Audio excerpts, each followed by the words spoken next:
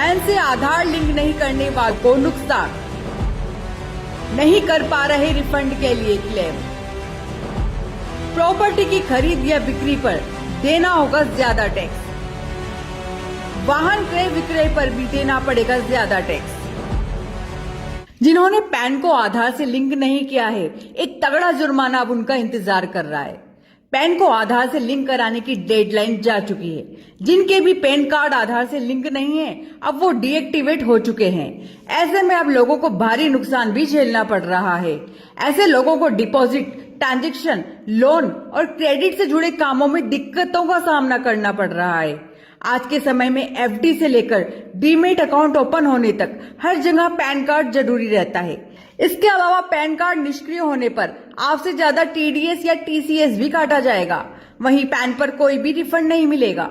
Dear friends, जैसा कि हम सब लोगों को इस बात का आइडिया है कि जिस भी व्यक्ति ने इनकम टैक्स ऑफिस से अगर अपना पैन अलॉट करवाया हुआ है तो उसको अपना पैन और आधार कार्ड दोनों 30 जून से पहले लिंक करवाने जरूरी थे। वैसे तो गवर्नमेंट ने इनको लिंक करवाने की जो डेडलाइंस थी वो 1 साल पहले ही एक्सपायर हो गई थी, और उसके बाद अगर आप लिंक करवा रहे हैं तो आपको 1000 रुपए फाइन के साथ पैन और आधार कार्ड को लिंक करवाना था, और इसकी जो लास्ट डेट थी वो 30 जून 2023 घोषित की गई। उसके बाद अगर आपने पैन और आधार कार्ड को लिंक नहीं करवाया तो जो आपका पैन है वो इनऑपरेटिव हो जाएगा। आप अपनी इनकम टैक्स की रिटर्न फाइल कर पाएंगे लेकिन आपको रिफंड नहीं मिलेगा, रिटर्न आपकी प्रोसेस नहीं होगी। अभी तक तो ये हम लोग इफेक्ट्स देख रहे थे पैन और आधार कार्ड के लिंक ना करवाने के, लेकिन धीरे धीरे जब हम लोग अपनी प्रैक्टिस में इन चीजों को देखना शुरू किया तो हमें पता चला कि अगर आपने पैन और आधार कार्ड को लिंक नहीं करवाया तो आपका टीडीएस और टीसीएस हायर रेट पे कटेगा, और ये काटने की जिम्मेवारी उस व्यक्ति को दी गई जो आपको कोई चीज बेच रहा है या आप किसी व्यक्ति से कोई प्रॉपर्टी आप खरीद रहे हैं। जैसे कि अगर आप कोई प्रॉपर्टी 50 लाख से ज्यादा की खरीदते हैं तो गवर्नमेंट ऑफ इंडिया ने आपको ये कहा हुआ है कि आपको सामने वाले व्यक्ति का 1% टैक्स काटना है। If the value of the property is more than 50 lakh तो आपको 50,000 रुपए टैक्स काटना होगा और गवर्नमेंट के अकाउंट में सेलर के बिहाफ पे जमा करवाना होगा। तो ये ड्यूटी बायर की है कि वो टैक्स काटेगा और आपका टैक्स जमा करवाएगा। लेकिन अगर सेलर का पैन और आधार कार्ड लिंक नहीं है तो ये टैक्स 50 लाख पर 20% जो कि 10 लाख बनेगा आपको वो काटना पड़ेगा। आज आपने टैक्स काट दिया, आपने अपने रिटर्न अपलोड करवा दी, लेकिन थोड़े दिनों के बाद अगर पैन और आधार कार्ड लिंक नहीं है तो जो बायर है उसको एक नोटिस मिलेगा कि आपने शॉर्ट डिडक्शन की है क्योंकि सामने वाला जो सेलर है उसका पैन इनऑपरेटिव है, तो आपको 19% टैक्स प्रॉपर्टी पर और अपनी जेब से जमा करवाना होगा। साथ में इंटरेस्ट भी जमा होगा और कानूनी पेचीदगी इसके अंदर बढ़ती ही जाएंगी। दूसरी हम लोग बात कर लेते हैं, अगर आपने कोई कार खरीदनी है और आप किसी डीलरशिप पर जाते हैं और कार की वैल्यू 10 लाख से ज्यादा आती है तो कार का डीलर आपसे 1% टैक्स लेके आपके बिहाफ पर गवर्नमेंट ऑफ इंडिया में जमा करवाएगा। जब हम लोग टैक्स लेके आपसे जमा करवा रहे हैं तो उस समय तक हमें पोर्टल पे कोई इंडिकेशन ये नहीं आ रही कि आपका पैन और आधार कार्ड लिंक है या नहीं। हमने आपसे 1% टैक्स लिया, जमा करवा दिया, लेकिन अगर कार खरीदने वाले व्यक्ति का पैन और आधार कार्ड लिंक नहीं है और वो इनऑपरेटिव है तो हमें 19% मींस कार के डीलर वाले व्यक्ति को 19% टैक्स और अपनी जेब से जमा करवाना पड़ेगा।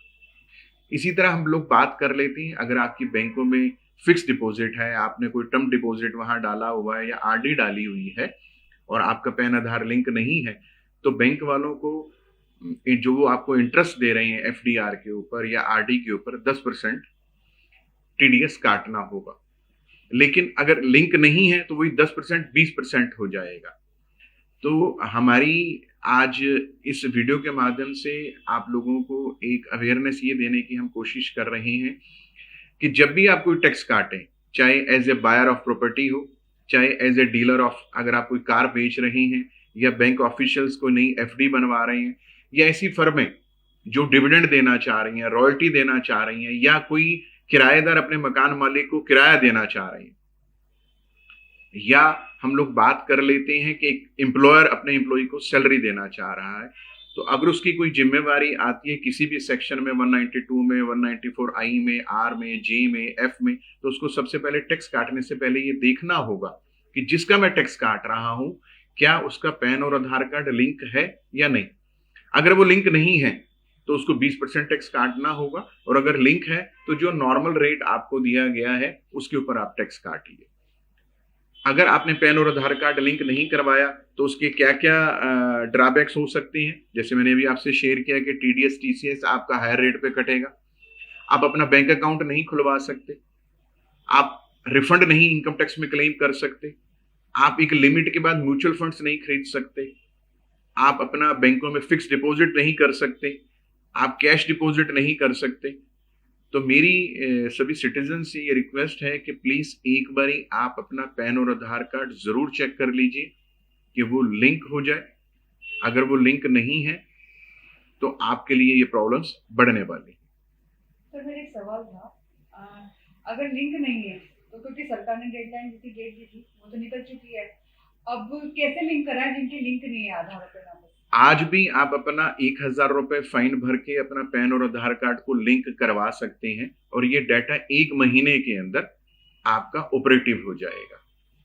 एक चीज मैं आपको यहां पर और अपडेट देना चाह रहा हूं कि जब आप टैक्स काट रहे हैं, अगर उस समय आपका अकाउंट इनऑपरेटिव है और आप टैक्स कटवा लेते हैं और उसके बाद अगर आपका ऑपरेटिव होता है तो आपके ऊपर हायर रेट ऑफ टैक्स ही एप्लीकेबल होगा। तो टैक्स कटवाने से पहले या टैक्स काटने से पहले आपको जरूर ये चीजें देखनी पड़ेंगी कि आपका पैन और आधार कार्ड लिंक हो और वो ऑपरेटिव हो। अगर आप ये कटवाने के बाद देखेंगे तो कल आपको डिपार्टमेंट की तरफ से नोटिस आएगा विद इंटरेस्ट विद पेनल्टी जो आपको पे करना होगा।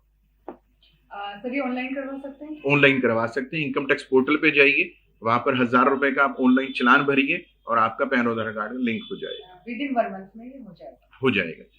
एक मेरी गवर्नमेंट ऑफ इंडिया से भी रिक्वेस्ट ये है कि अब जैसे मैं कोई प्रॉपर्टी खरीदने जा रहा हूं और मैं बायर हूं, तो मुझे गवर्नमेंट ने ये सारा का सारा डाटा ऑनलाइन आपके पोर्टल पे ही डाल के अपडेट करने के लिए, टैक्स काटने के लिए मुझे मेथड दिया गया है।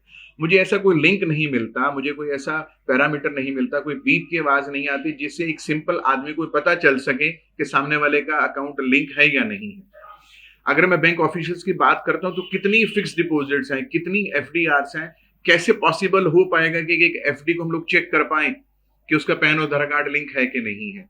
तो गवर्नमेंट को अपने सॉफ्टवेयर में भी इन चीजों को अडॉप्ट करना पड़ेगा कि जैसे हम किसी का टैक्स काटें तो वो हमें एक मैसेज जरूर दें कि सर जिसका आप टैक्स काटने जा रहे हैं उसका अकाउंट इनऑपरेटिव है, प्लीज हायर रेट पे टैक्स काटिए।